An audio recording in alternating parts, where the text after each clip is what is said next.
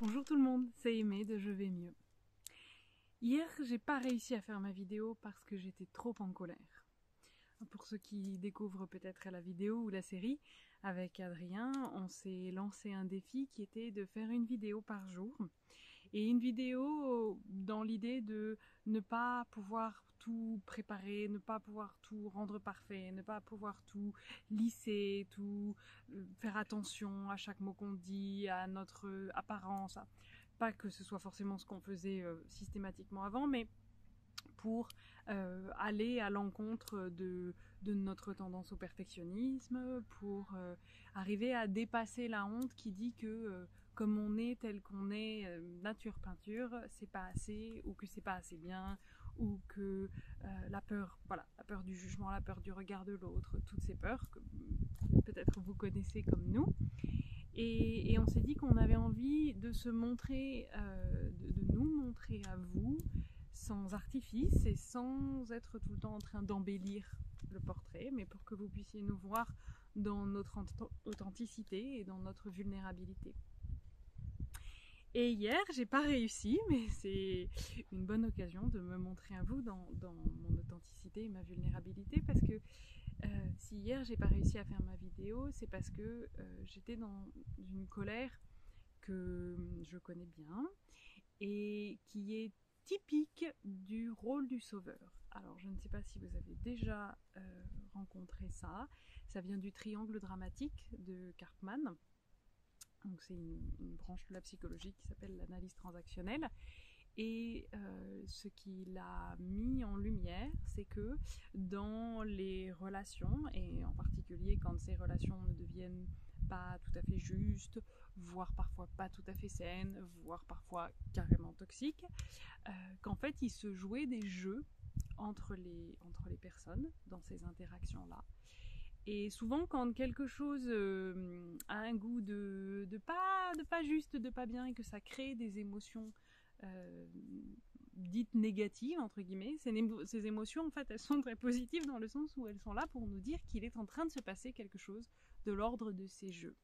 Ces jeux qui sont donc pas sains, en même temps qu'ils sont normaux. Hein. Je pense qu'on a tous un jeu de prédilection et que dans toutes les relations, d'une façon ou d'une autre, et à un moment ou à un autre, il va se jouer quelque chose de ça. Donc c'est normal, ça fait partie de notre humanité.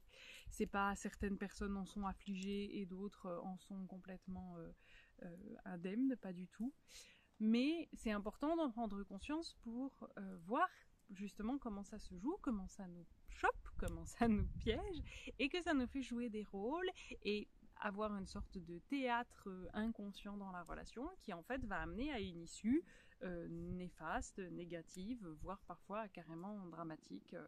Soit parce que ça va rompre la relation, soit parce que ça peut vraiment faire du mal à l'un ou à l'autre ou aux deux, soit parce que parfois, voilà, ça peut finir dans des issues vraiment, vraiment dramatiques. Mais même sans aller jusque-là, au quotidien, ça pervertit quelque part nos relations. Ça nous donne la sensation d'être dans une certaine forme de relation, mais en fait, ce qui se joue au fond est autre chose. Et donc, ce triangle, il a trois rôles, donc comme il a trois points. Le rôle de la victime, le rôle du sauveur et le rôle du persécuteur ou du coupable ou voilà, du méchant, entre guillemets. Et, et souvent, on va avoir un rôle de prédilection qu'on s'est choisi plus ou moins consciemment ou inconsciemment. Souvent, c'est inconsciemment parce que ça vient déjà de l'enfance. Et parfois, c'est par identification à un parent. Ou parfois, c'est au contraire pour donner le change aux parents. Et je ne vais pas rentrer dans les détails forcément là du triangle de Karpman. Je referai une vidéo dessus si ça vous intéresse. N'hésitez pas à me le dire dans les commentaires. On pourra le voir plus précisément. Mais en gros, en fait, les rôles vont se répondre les uns les autres. Donc typiquement, quelqu'un qui va être dans le rôle de victime va appeler à lui soit des persécuteurs, soit des sauveurs. Le sauveur va avoir besoin de trouver quelqu'un qui est dans le rôle de victime, ou en tout cas qui pourrait s'identifier à ce rôle de victime. Et va parfois avoir besoin de créer un persécuteur dont il va sauver une personne dite victime, ou en tout cas au moins pour lui, et que cette personne elle soit d'accord ou pas d'ailleurs, hein, parce que la victime n'a pas du tout besoin d'être consentante pour que le sauveur ait la sensation qu'ils doivent quand même la sauver. Et le persécuteur qui permet au triangle d'être complet en fait, simplement. Et pour moi, clairement, mon rôle de prédilection, c'est celui de sauveur. Ça vient de mon enfance, ça vient de cette sensation que je dois aider maman dans la vie quotidienne parce que tout d'un coup tout est devenu plus difficile quand mon père nous a quittés et qu'elle s'est retrouvée toute seule avec deux petites filles de 4 ans et 10 mois. Donc tout d'un coup j'ai grandi, je suis devenue raisonnable, je suis devenue fiable, je suis devenue autonome et indépendante et j'ai essayé à mon échelle de petite fille de 4 ans, puis 5, puis 6, puis etc., de chaque fois faire ce que je pouvais pour aider le système et toujours en m'inquiétant de savoir est-ce que maman va survivre, est-ce qu'elle va tenir, ou est-ce qu'elle est trop fragile, ou qu'est-ce que je peux faire pour aider, etc., etc. Donc typiquement, je l'avais désignée comme une victime, quelque part, quelqu'un. Et de fait, elle l'était dans la réalité, hein, mais ça, c'est presque pas le sujet, en fait, dans ce triangle-là.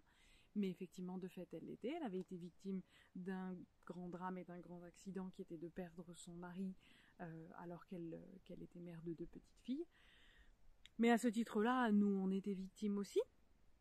Donc ça aurait pu se jouer complètement différemment.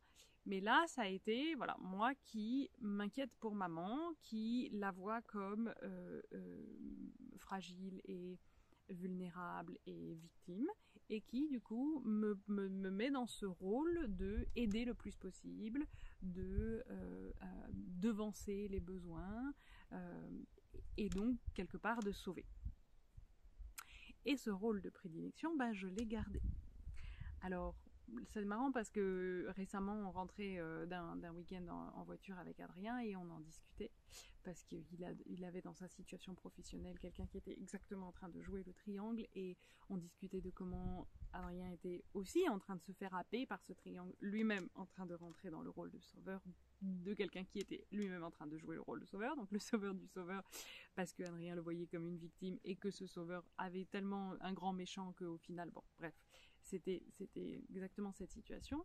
Et puis, on se dit avec Adrien que moi, ben, j'ai bien bossé là-dessus et que je me fais plus tellement avoir ou que j'arrive à l'identifier tellement vite que je reste plus piégée dedans. Ouais, c'est vrai avec tout le monde, sauf avec mon conjoint. Sauf dans le couple. Et ça, c'est quelque chose qui, pour moi, est intéressant de me rappeler, là, que la vie me rappelle de cette façon-là. C'est qu'en fait, le couple vient taper, pas taper, mais toucher et faire résonner tellement puissamment et profondément notre enfance, en fait. Parce que ce type d'amour, ce type de relation d'intimité, ce type de vulnérabilité, d'interdépendance, comme on en a avec personne d'autre dans notre vie, rappelle la position de l'enfant, l'intimité et la vulnérabilité dans la relation aux parents, la dépendance évidemment, et il y a quelque chose dans le fait que ça touche toutes les dimensions de notre vie, ça touche la sphère quotidienne, ça touche la sphère intellectuelle, ça touche notre sphère corporelle, sexuelle bien sûr, donc profondément intime, et le couple comme ça arrive à toucher à tellement d'aspects de nous et à aller raisonner avec des types de relations tellement profondes que ça vient vraiment rappeler l'enfance. Et donc, c'est vraiment propice à réveiller des schémas comme ça ou des émotions de l'enfance. Et hier, c'est ce qui s'est passé. Hier, on va se promener l'après-midi avec Gaïa pour prendre un peu le soleil. On rentre et puis en rentrant, on a une petite discussion plutôt enthousiaste d'ailleurs sur notre futur, peut-être ce qui s'ouvre pour nous. Bon, plein de points d'interrogation là pour le moment, on se pose plein de questions par rapport à où est-ce qu'on va vivre, notre lieu de vie, l'école pour Gaïa. Bon, on est en train de sentir qu'il y a quelque chose qui bouge de ce côté-là. Et puis Adrien lance une petite idée comme ça que on va aller visiter un espace de vie communautaire le mois prochain et que ça se trouve on va s'auto-piéger entre guillemets et ne plus jamais en repartir. Et puis ce qu'il était surtout en train de faire, c'est qu'il était quelque part en train de s'auto-piéger lui, parce que cette simple idée a réveillé à l'intérieur de lui une émotion tellement forte que ça l'a fait entre guillemets disjoncter. C'était de la peur qui réveille du trauma, qui réveille voilà, des choses de son histoire et de ce qui le bouge à l'intérieur. Et donc il était dans tous ces états émotionnels. Et puis on avait un programme de prévu pour la fin de journée, il fallait enchaîner des trucs assez rapidement, il devait prendre du temps pour faire son rituel de respiration et douche froide, ensuite tourner sa propre vidéo, que moi je tourne la mienne, le dîner de guerre, enfin voilà, les choses devaient s'enchaîner et on n'avait pas tant de battements que ça. Et puis ben, cette émotion, elle est venue mettre le bazar dans l'emploi du temps. Et moi j'ai vu que ben, il était tellement mal qu'il avait besoin d'évacuer cette émotion d'une manière ou d'une autre.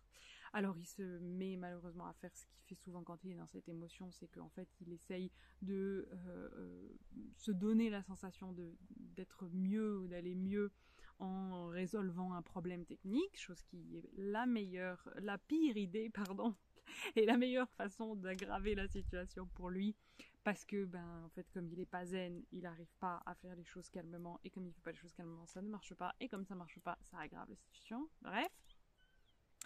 Et puis donc ensuite après il va se balader, entre temps il a un coup de fil de quelqu'un qui l'appelle par le bon coin, et puis ensuite il revient, là il veut faire sa respiration et sa douche, je dis ok, et puis hop il y a quelqu'un d'autre qui l'appelle par rapport à ce week-end, ils prennent 20 minutes de discussion et moi je vois l'heure qui tourne,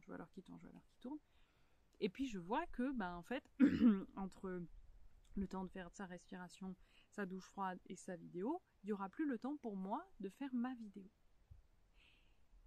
Et en fait, rien que là, il y a déjà une graine de compréhension de ce qui est en train de se passer. Pourquoi est-ce que dans ma tête, ça ne peut pas se passer autrement que lui qui fait sa respiration, lui qui prend sa douche froide, lui qui fait sa vidéo, et seulement après moi qui fais la mienne? En fait, ça me stresse parce que j'essaye de contrôler son comportement, parce que je me suis mis moi tout en bas de la liste, après lui,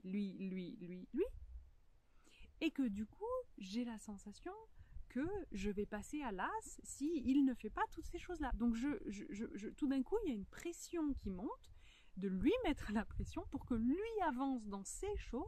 Donc je me mets à le pousser, à l'appeler, Adrien, ça suffit les coups de fil, il faudrait que c'est bon là, que ça avance, l'heure qui tourne, etc. Tout en sachant qu'en fait, déjà, j'aurai pas le temps.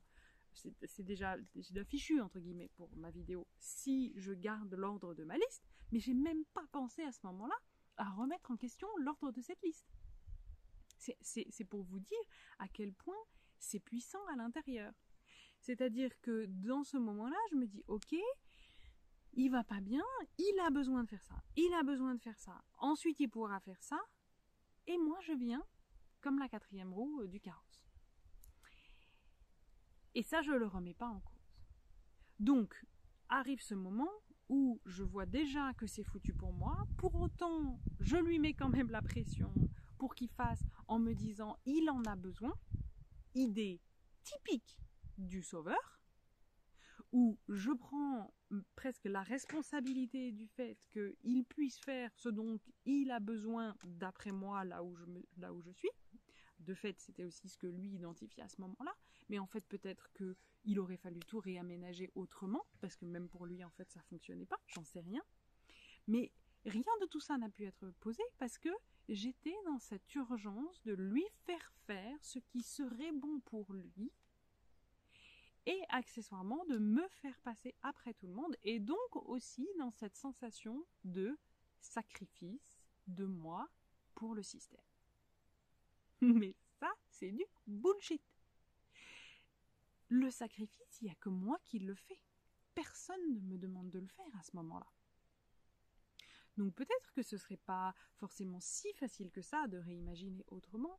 Peut-être que ce qui aurait été bien à ce moment-là, c'est qu'on renonce aux 2 vidéos, voire qu'on renonce au reste et qu'on se dise « Ok, on a besoin de prendre un temps pour accueillir l'émotion, pour le gérer, pour etc. » Mais la même décision prise depuis un endroit où il n'y a pas de sacrifice, il n'y a pas de pression, il n'y a pas de je dois te faire ça pour que tu ailles mieux et pour accessoirement avoir ensuite la place de moi exister, si j'enlève toute cette pression du système, tout ce récit sous-jacent, dans les faits, ça peut devenir beaucoup plus simple. Et ça peut surtout devenir beaucoup plus sain. Sauf que ça m'est pas vu. Donc, il a renoncé à sa respiration, il a renoncé à sa douche, ou je crois qu'il a pris sa douche, je sais plus. Non, il a pris sa douche. Et puis, ensuite, il a renoncé à sa vidéo, et moi, je me suis retrouvée, enfin, il m'a dit, bah, vas-y, va la tourner. Sauf que là, j'étais dans un tel état émotionnel, de colère, de je lui en veux, de je m'en veux, de la situation est nulle, et de pourquoi c'est toujours moi qui passe en dernier, de bla bla bla bla bla à l'intérieur de moi. Théâtre que je connais par cœur, parce qu'il s'est joué des milliers de fois, que en fait, ben, j'étais pas du tout dans l'état de pouvoir tourner la vidéo. Et non seulement j'étais pas dans l'état de pouvoir tourner la vidéo, mais j'étais dans un tel état de non-justesse et quelque part d'ouverture à tous mes démons intérieurs, que là, à ce moment-là, le démon du perfectionnisme, il avait tout pouvoir. C'était en mode yes, mama, je vais diriger le spectacle. Donc, impossible de trouver le bon endroit pour tourner, impossible d'avoir la bonne lumière. Et tout d'un coup, c'était des éléments qui étaient indépassables. Je ne pouvais plus passer par-dessus. On est maintenant au jour 8 ou 9, je ne sais plus exactement, du défi. Et tous les jours, j'ai réussi. Et à plein d'autres moments, dans ce qu'on a pu faire, j'ai réussi aussi. Mais là, hier, c'était juste plus fort que moi, mais en fait que la partie de moi qui voulait vraiment et qui savait qu'elle s'était engagée à, etc. Mais entre les émotions pas justes, pas saines, ce brouhaha intérieur de démons et ce truc à ce moment-là du perfectionnisme de la caméra, de la vidéo qui me dit mais non, mais enfin tu vas pas quand même leur infliger une vidéo avec un fond aussi pourri, avec une lumière aussi pourrie, et tu peux pas te mettre dehors parce que la veille t'as fait ta vidéo dehors et il y avait des bourrasques devant et c'est insupportable, je suis sûre pour eux, pour leurs oreilles, tu te rends compte de ce que tu leur fais endurer, etc. Et peut-être, et d'ailleurs si ça a été le cas, je suis vraiment désolée des bourrasques, je les avais pas du tout anticipées, j'ai essayé de faire de mon mieux après en post-traitement sur Première, mais il n'y avait rien à faire, c'était fichu. Mais ok, bien sûr qu'il vaut mieux éviter les bourrasques, bien sûr qu'il vaut mieux avoir un joli fond, bien sûr qu'il vaut mieux avoir une lumière correcte, bien sûr qu'il vaut mieux tout ça.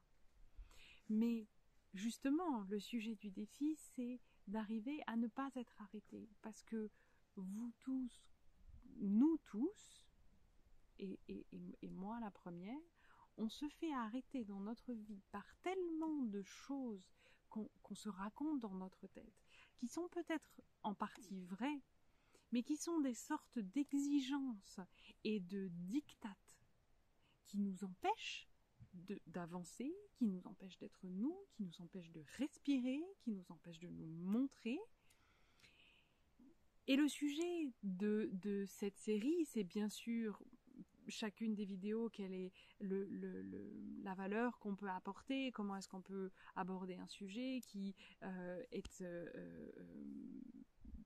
potentiellement difficile pour nous et du coup potentiellement difficile pour vous aussi, et comment on peut faire ce chemin ensemble. Mais au-delà de ça, il y a cette idée de si j'arrête de rendre tout parfait et d'attendre d'avoir atteint toutes ces exigences incroyables pour faire quelque chose, peut-être qu'il y a plein de choses qui vont pouvoir émerger et se créer. Ça ne sera pas tout bon. Il y aura des choses mauvaises là-dedans. Il y aura des choses qui vaudront rien, entre guillemets. Et puis, il y aura peut-être quelques pépites. Mais l'important, c'est l'élan. Et à ce moment-là, c'était impossible de garder cet élan. C'était impossible de me reconnecter à ça parce que tous ces dictats, tous ces blocages, tous ces freins, cette résistance à l'intérieur de moi, tous ces trucs qui me disaient c'est pas assez bien, mais non, mais tu te rends compte, mais pour qui tu te prends, mais t'imagines ce que tu leur fais endurer, ce que tu leur fais regarder, tout ça, ça devenait juste tellement plus puissant que mon petit fil de volonté à ce moment-là, que j'ai pas réussi. Et puis après, je suis rentrée, et là j'ai pas non plus réussi à dire à Adrien ce qui était en train de se passer en temps réel. J'ai pas réussi à lui dire. J'étais tellement en colère qu'en fait j'arrivais plus à communiquer tout court. Et j'ai pas réussi à lui dire à ce moment-là que cette colère en fait elle était contre moi. De m'être mise dans cette situation, de m'être laissée piéger par mon rôle de sauveur. Et de ne pas avoir réussi à dire ok, tu sais quoi, toi t'es dans cette émotion, moi je vais là maintenant tourner ma vidéo. Comme ça c'est fait. Et après je serai disponible, calme, et j'aurai du temps, de l'énergie, de quelque part de la générosité à donner, parce que moi j'aurai la sensation d'être pleine, de pouvoir donner, d'être tranquille avec ce qui s'est passé, d'être calme, de ne pas avoir ce stress, cette pression qui vient du sentiment de sacrifice, qui vient du sentiment de j'ai besoin que tu fasses pour que moi je puisse, tout ça qui sont qui mettent des rapports de force et des rapports de pression qui polluent, qui alourdissent tout. Tout ça, j'ai pas réussi à lui expliquer hier soir, mais on a réussi à en parler ce matin et j'ai réussi à pouvoir le dire et il a réussi à pouvoir l'entendre et le comprendre. Et heureusement, on a réussi à dénouer le nœud qui s'était noué hier, parce que bien sûr après la soirée continuait en fait, et moi j'allais jouer de la musique et lui rester avec Gaël. Donc bien sûr c'était une soirée où, en plus de ça, on n'avait pas le temps de parler, pas le temps de déplier, mais c'est justement souvent dans ces situations-là que ce genre de choses émergent, parce que justement il n'y a pas le temps, et donc il y a plus de pression, et donc il y a plus d'exigence, de pression sur la situation. Et donc on n'a pas pu en parler hier soir. On en a parlé ce matin, on a réussi à dénouer le truc, mais parce que j'ai réussi à voir cet endroit de sauveur qui était vraiment profondément pas juste, ni pour lui, ni pour moi, ni pour la situation, ni pour rien du tout en fait. Et c'est pas très glorieux de voir que je peux me faire encore happer aussi fortement alors que je suis psychologue spécialisée dans ce genre de choses et dans les relations, etc.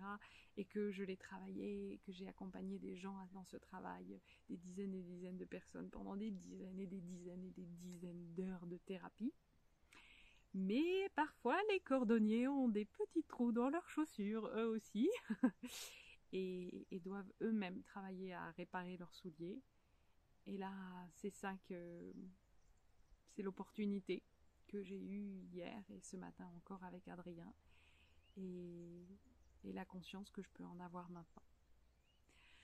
Voilà, j'avais envie de partager ça avec vous, parce que sans honte, on va mieux. Et ça veut dire aussi ne pas avoir honte de ces petits trous dans nos souliers, ou ces gros trous d'ailleurs, parce qu'encore une fois, je finis par dire ce que j'ai dit au début, on a tous des choses comme ça qui viennent nous saisir.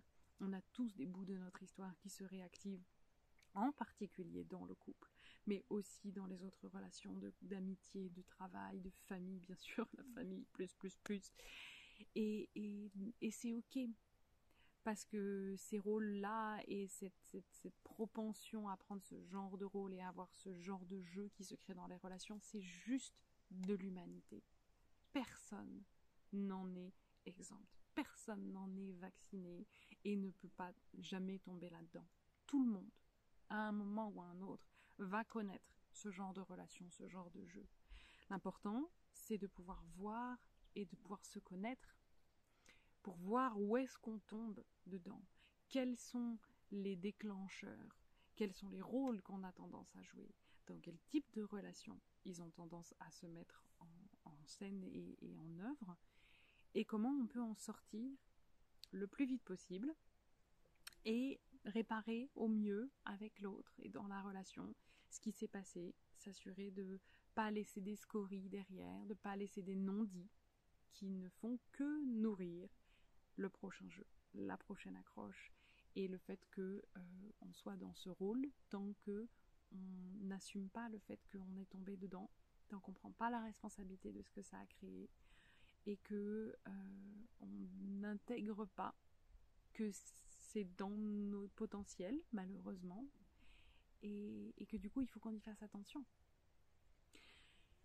Voilà, c'est cette conscience-là que je rappelle aujourd'hui, que je me rappelle à moi-même, pour toujours bien me souvenir que même si dans les relations extérieures j'ai l'air d'avoir plutôt bien compris ces rôles et de plus trop tomber dans ces pièges-là, eh ben j'y tombe quand même. Et notamment dans mon couple avec mon chéri. Voilà. Bonne journée tout le monde et à demain.